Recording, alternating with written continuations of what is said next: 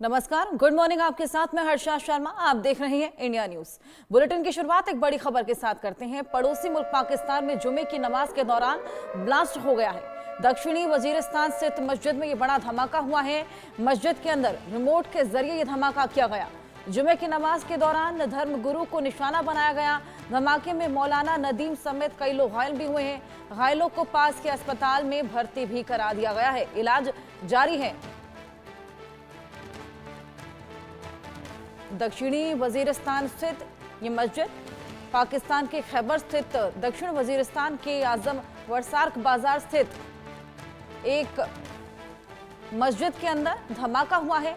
इस हमले में बताया जा रहा है कि जमीयत उलेमा इस्लाम वाना के अमीर और मौलाना अब्दुल अजीज मस्जिद के प्रचारक मौलाना अब्दुल्ला नदीम को निशाना बनाया गया और धमाके में मौलाना नदीम समेत कई लोग इसमें घायल हुए हैं।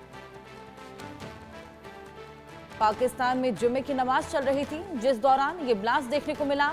दक्षिणी वजीरिस्तान स्थित मस्जिद जिसमें ये बेहद बड़ा धमाका हुआ है और बाकायदा रिमोट के जरिए धमाका किया गया।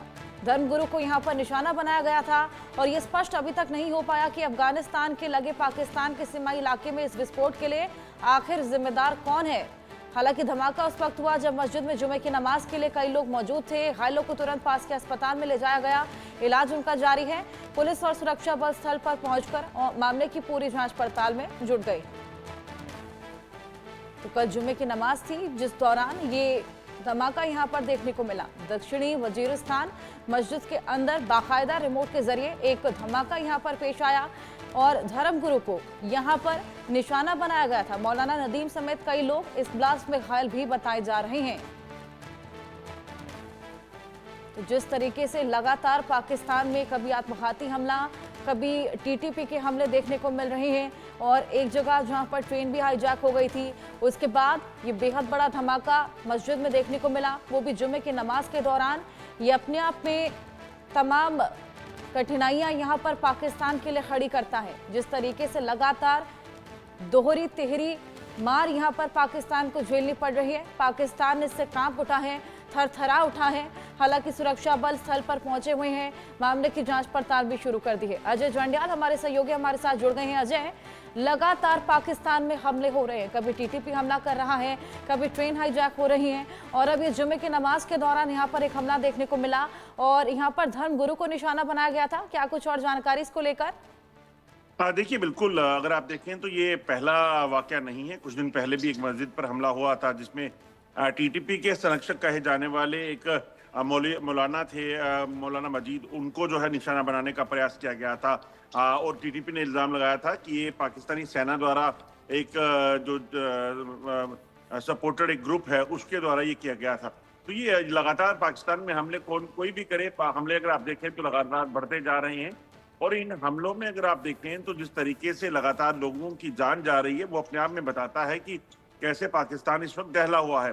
पिछले अगर आप देखें तो 3 दिनों में 4 हमले, पहले ट्रेन हाईजैकिंग, उसके बाद एक सेना की चौकी पर, सेना के कैंप पर हमला, उसके बाद बलूचिस्तान में पुलिस पोस्ट पर हमला, वहां से उसके बाद जो है अब ये मस्जिद पर हमला। तो ये लगातार हमले जो बढ़ रहे हैं पाकिस्तान में वो एक बड़ी चिंता का विषय है पाकिस्तान के लिए कि पाकिस्तान के अंदरूनी हालात इस वक्त क्या हो चुके हैं और दुनिया इस वक्त कहीं ना कहीं देख रही है पाकिस्तान की ओर कि आखिरकार हमलों की वजह क्या है। और हमलों की वजह अगर आप देखें, आतंकी घटनाएं जो बड़ी हैं, एक तो आतंकवाद वो घर में जिसको पैदा किया, पाला पोसा, वो आतंकवाद, और दूसरी तरफ पाकिस्तान में जो लोग रहते हैं उन लोगों की आवाज ना सुने जाने के बाद इस तरह का व्यवहार उनका जो है वो अपने आप में बताता है कि पाकिस्तान इस वक्त या ना तो वहाँ गवर्नमेंट है, ना वहाँ किसी तरह का शासन है। बिल्कुल अजय, वहाँ किसी भी तरीके का शासन अभी देखने को नहीं मिल पा रहा है और मामला वहाँ पर लगातार बिगड़ता चला जा रहा है। ये जो मस्जिद में हमला हुआ था, क्या पता लग पाया है कि इसकी जिम्मेदारी किसने ली है? ये हमला किसने किया था? क्या ये टीटीपी द्वारा ही किया गया था? देखिए, अभी तक किसी भी ग्रुप ने इसकी जिम्मेदारी नहीं ली है और जिस तरीके से हमला हुआ है, मस्जिदों पर हमले, अगर आप देखें खैबर पख्तूनख्वा में होने वाले हमले जो हैं वो ज्यादातर टीटीपी के जिम्मे रहते हैं या फिर या दूसरा जो रिबेल ग्रुप है जो सेना की मदद देता है, वो इस तरह के हमलों को अंजाम देता है जब टीटीपी के लोगों को निशाना बनाना होता है। तो यही 2 ग्रुप हैं और तीसरी तरफ बीएलए है बलूचिस्तान में जो लगातार जो है सेना पर हमलावर है। तो अभी तक इसकी जिम्मेदारी नहीं ली है, मगर जानकारी के मुताबिक मस्जिद में उस समय धमाका किया गया जब वहां पर एक धर्मगुरु जो है वो नमाज पढ़ने के लिए थे। जैसे ही उन्हें देखा तो एक रिमोट बम से इस धमाके को किया गया और जैसे धमाका हुआ उसमें कहीं बच्चे कहीं बड़े जो हैं वो जख्मी हो गए। उसके तुरंत बाद सुरक्षा बल भी वहां पे पहुंचे हैं, उनको इवैक्यूएट करके अस्पताल पहुंचाया गया है। मगर तस्वीरें अपने आप में बताती हैं कि कितना खौफनाक मंजर वो रहा होगा जब लोग अपने नमाज अता कर रहे थे और खासतौर पर जुम्मे के दिन अगर रमजान के मौके पर जो है वहां पे मुस्लिम इकट्ठा हुए थे जो नमाज के लिए, उन्हें निशाना बनाया गया। बिल्कुल अजय, जुमे की नमाज वहां पर चल रही थी। ऐसे में इन तरह के जो हमले होते हैं हमेशा आम जनता को यहां पर उसका खामियाजा भुगतना पड़ता है। हालांकि जो धर्मगुरु थे जिनको निशाना बनाया गया था, क्या वजह थी कि उन्हीं को निशाना बनाया गया? देखिए, जैसा मैंने पहले कहा, कुछ दिन पहले भी इसी तरह की मस्जिद में हमला हुआ था और एक बड़ा धमाका हुआ। उस धमाके में भी एक धर्मगुरु जो है उनकी मौत हुई थी, कहीं और लोग उनके साथी जो थे वो मारे गए थे। तो ये अपने आप में बताता है कि वहाँ पर बेसिकली आपसी रंजिश का सिलसिला बेहद ज़्यादा है। वहाँ सिर्फ तहरीक तालिबान पाकिस्तान ही नहीं बल्कि पाकिस्तानी सेना द्वारा सपोर्टेड जो आतंकी ग्रुप हैं उनको भी वो भी इस तरह के हमले करते हैं, मगर वो उन लोगों को निशाना बनाते हैं जो टीटीपी के समर्थक हैं या टीटीपी के साथ जुड़े हुए हैं। तो ये दरअसल नॉन स्टेट एक्टर पाकिस्तान एक लफ्ज इस्तेमाल करता है जब भी भारत में कोई आतंकी हमला होता है या पाकिस्तान से कोई भारत में घुसपैठ करता मारा जाता है, तो जब भारतीय सेना उसे वापस देती है तो पाकिस्तान उन्हें नाम देता है नॉन स्टेट एक्टर्स। ये वही नॉन स्टेट एक्टर्स हैं जो पाकिस्तान ने खुद पाले हुए हैं और ये अपने आप में बताता है कि तहरीक तालिबान हो या फिर बलूचिस्तान में BLA हो या फिर और कई ग्रुप हो, संगठन हो जिसको पाकिस्तानी सेना फंडिंग करती है, कि वही नॉन स्टेट एक्टर इस वक्त पाकिस्तान अपने लिए जो है वो मुसीबत बनाए हुए हैं। बिल्कुल, अपने आप के लिए मुसीबतें यहाँ पर पाकिस्तान ने आतंकवाद को पनाह देकर शुरू करी थी और अभी उसी का खामियाजा यहाँ पर पाकिस्तान लगातार भुगत रहा है। अजय, जिस तरीके से ये पूरा हमला हुआ था, कितने आतंकी उस वक्त वहाँ पर मौजूद थे, किसने हमला किया? हालांकि इसकी जानकारी नहीं मिल पाई है, लेकिन कितने लोग वहाँ पर पहुंचे थे, इसका कोई अंदाजा? देखिए, जो जानकारी है उसके मुताबिक लगभग 18 से 20 लोग उस वक्त उस मस्जिद में मौजूद थे जब ये धमाका हुआ। गनीमत ये रही कि अभी तक इसमें किसी के जान जाने की पुष्टि नहीं हुई है और जख्मी जो हैं वो बच्चे भी हैं जो वहाँ पे थे। इसके अलावा बड़े जो हैं वो थे, जो धर्मगुरु को निशाना बनाना था वो मौजूद थे। मगर गनीमत ये रही कि वो उस वक्त जो है अंदर दूसरी तरफ चले गए थे, तो उनकी जान अब बच गई है।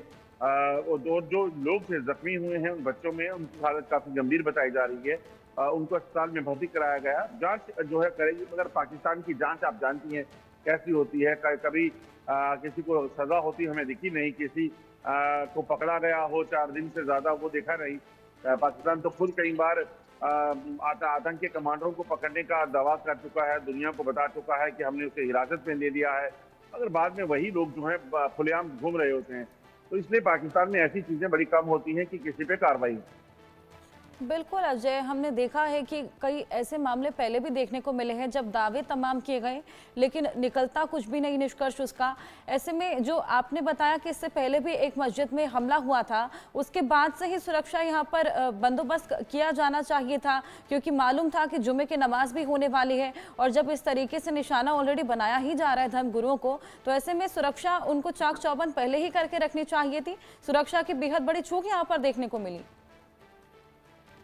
बिल्कुल, सुरक्षा अगर आप देखें तो सुरक्षा वहां पे नाम मात्र है। जितने भी हमले अगर आप देखें पिछले कुछ समय में हुए हैं उसमें साफ दिखता है कि ना तो वहां कोई सेना ना पुलिस कोई दिखती है।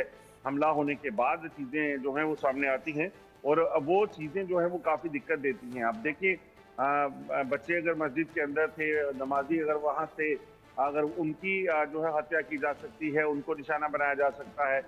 आप सेना के कैंप पे देखिए, खुलेआम जो है हमले होते हैं। ट्रेन जो कि सबसे सुरक्षित होनी चाहिए, उनके जिस रास्ते से ट्रेन जाती है उन रास्तों से लेकर ट्रेन की अपनी सुरक्षा के बंदोबस्त को लेकर तमाम इंतजाम होने चाहिए, मगर नहीं किए गए थे। तो ये अपने आप में बताता है कि ट्रेन जो है यहाँ कोई भी चीज होती है। जैसे कल हम एक खबर दिखा रहे थे कि जहाज जो आसमान में उड़ा पाकिस्तान का PIA का, उस जहाज का पहिया एक गायब हो गया था और बिना पहिए के जहाज उड़ान भरता है और लैंड करता है।